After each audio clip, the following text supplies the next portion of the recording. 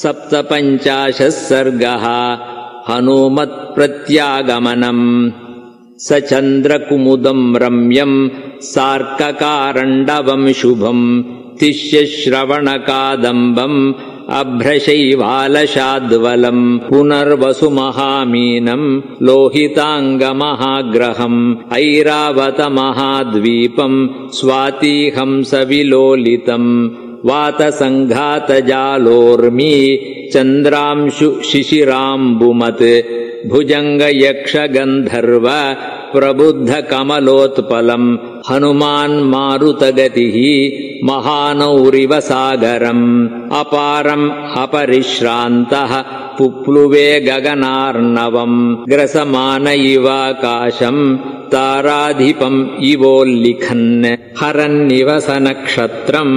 गगनम् सार्कमण्डलम् मारुतस्यात्मज श्रीमान्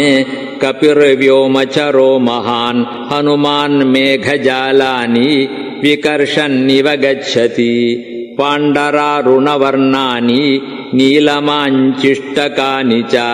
हरितारुणवर्णानि महाभ्राणि चकाशिरे प्रविशन्नभ्रजालानि निष्क्रामंश्च पुनः पुनः प्रच्छन्नश्च प्रकाशश्च चन्द्रमा इव लक्ष्यते विविधाभ्रघनापन्ना गोचरो धनलाम्बरः दृश्यादृश्यतनुर्वीरः तदा चन्द्रायतेऽम्बरे तार्क्ष्यायमाणो गगने बभासे वायुनन्दनः धारयन्मेघवृन्दानि निष्पतंश्च पुनः पुनः नदन्नादेन महता मेघस्वनमहास्वनः प्रवरान् राक्षसान् हत्वा नाम विश्राव्य चात्मनः आकुलाम् नगरीम् कृत्वा व्यथयित्वा च रावणम् अर्दयित्वा बलम् घोरम् वैदेहीमभिवाद्य च आजगाम महातेजाः पुनर्मध्येन सागरम् पर्वतेन्द्रम् सुनाभम् च समुत्पस्पृश्य वीर्यवान् ज्यामुक्त इव नराचो महावेगोऽभ्युपागतः स किञ्चिदनुसम्प्राप्तः समालोक्य महागिरिम् महेन्द्रम् मेघसङ्काशम् ननाद हरिपुङ्गवः स पूरयामास कपिः दिशो दश समन्ततः नदन्नादेन महता मेघस्वनमहास्वनः सतम् देशमनुप्राप्तः सुहृद्दर्शनलालसः ननाद हरिशार्दूलो लाङ्गूलम् चाप्यकम्पयत् तस्य नानद्यमानस्य सुपर्णाचरिते पथि फलतीवास्य घोषेण गगनम् सार्कमण्डलम् ये तु तत्रोत्तरे तीरे समुद्रस्य महाबलाः पूर्वम् संविष्ठिताः शूरा वायुपुत्रदिधृक्षवः महतो वायुनुन्नस्य तोयदस्येव गर्जितम् शुश्रुवुस्ते तदा घोषम् ऊरुवेगम् हनूमतः ते दीनवदनाः सर्वे शुश्रुवुः काननौकसः वानरेन्द्रस्य निर्घोषम् पर्जन्यनिनदोपमम् निशम्य नदतो नादम् वानरास्ते समन्ततः बभूवुरुत्सुकाः सर्वे सुहृद्दर्शनकाङ्क्षिणः जाम्बवांसु हरिश्रेष्ठः प्रीतिसंहृष्टमानसः उपामन्त्र्य हरीन् सर्वान् इदम् वचनमब्रवीत् सर्वथा कृतकार्योऽसौ हनूमान्नात्र संशयः न ह्यस्याकृतकार्यस्य नाद एवम् विधो भवेत् तस्य बाहूरुवेगम् च निनादम् च महात्मनः निशम्य हरयो हृष्टाः समुत्पेतुस्ततस्ततः ते नगाग्रान्नगाग्राणि शिखराच्छिखराणि च प्रहृष्टाः समपद्यन्त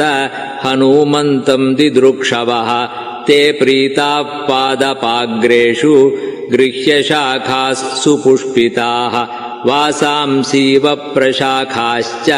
समाविध्यन्त वानराः गिरिगह्वरसंलीनो यथा गर्जति मारुतः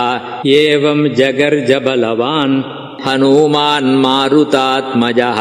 तमब्रघनसंकाशम् आपतन्तम् महाकपिम् दृष्ट्वा ते वानराः सर्वे तस्थुः प्राञ्जलयस्तदा ततस्तु वेगवांस्तस्य गिरेर्गिरिनिभः कपिः निपपात महेन्द्रस्य शिखरे पादपाकुले हर्षेणापूर्यमाणोऽसौ रम्ये पर्वतनिर्झरे छिन्नपक्ष इवाकाशात् पपात धरणीधरः ततस्ते प्रीतमनसः सर्वे वानरपुङ्गवाः हनूमन्तम् महात्मानम् परिवार्योपतस्थिरे परिवार्य च ते सर्वे पराम् प्रीतिमुपागताः प्रहृष्टवदनाः सर्वे तमरोगमुपागतम् उपायनानि चादाय मूलानि च फलानि च प्रत्यर्चयन् हरिश्रेष्ठम् हरयो मारुतात्मजम् हनूमांस्तु गुरून् वृद्धान् जाम्बवत् प्रमुखांस्तदा कुमारमङ्गदम् चैव सोवन्दत महाकपिः सताभ्याम् पूजितः पूज्यः कपिभिश्च प्रसादितः दृष्टासीतेति विक्रान्तः संक्षेपेण न्यवेदयत् निशसाद च हस्तेन गृहीत्वा वालिनः सुतम् रमणीये वनोद्देशे महेन्द्रस्य गिरेस्तदा हनुमानब्रवीद्दृष्टः तदा तान् वानरर्षभान् अशोकवनिका संस्था दृष्टा सा जनकात्मजा रक्ष्यमाणा सुघोराभिः राक्षसीभिरनिन्दिता एकवेणीधरादीना रामदर्शनलालसा उपवासपरिश्रान्ता जटिला मलिनाकृशा ततो दृष्टेति वचनम् महार्तममृतोपमम् निशम्य मारुतेः सर्वे मुदिता वानराभवन् क्ष्वेलन्त्यन्ये नदन्त्यन्ये गर्जन्त्यन्ये महाबलाः चक्रुः किलिकिलामन्ये प्रतिगर्जन्ति चापरे केचित् उच्छ्रितलाङ्गूलाः प्रहृष्टाः कपिकुञ्जराः अञ्चितायत दीर्घाणि लाङ्गूलानि प्रविव्यधुः अपरे च हनूमन्तम् वानरावारणोपमम् आप्लुत्य गिरिशृङ्गेभ्यः संस्पृशन्ति स्म हर्षिताः उक्तवाक्यम् हनूमन्तम् अङ्गदस्तमथा ब्रवीत् सर्वेषाम् हरिवीराणाम् मध्ये वाचमनुत्तमाम् सत्त्वे वीर्ये न ते कश्चित् समो वानर विद्यते यदवप्लुत्य विस्तीर्णम् सागरम् पुनरागतः जीवितस्य प्रदातानः त्वमेको वानरोत्तमा त्वत्प्रसादात् समेष्यामः सिद्धार्था राघवेण तु अहो स्वामिनि ते भक्तिः अहो वीर्यमहो धृतिः दिष्ट्या दृष्टा त्वया देवी रामपत्नी यशस्विनी दिष्ट्या त्यक्षति काकुत्स्थः शोकम् सीता वियोगजम् ततोऽङ्गदम् हनूमन्तम् जाम्बवन्तम् च वानराः परिवार्य प्रमुदिता भेजिरे विपुलाः शिलाः श्रोतृकामाः समुद्रस्य लङ्घनम् वानरोत्तमाः दर्शनम् चापि लङ्कायाः सीताया रावणस्य च तस्थु प्राञ्जलयः सर्वे हनूमद्वदनोत्मुखाः तस्थौ तत्राङ्गदः श्रीमान् वानरैर्बहुभिर्वृतः उपास्यमानो विबुधैः दिविदेव पतिर्यथा हनूमता कीर्तिमिता यशस्विना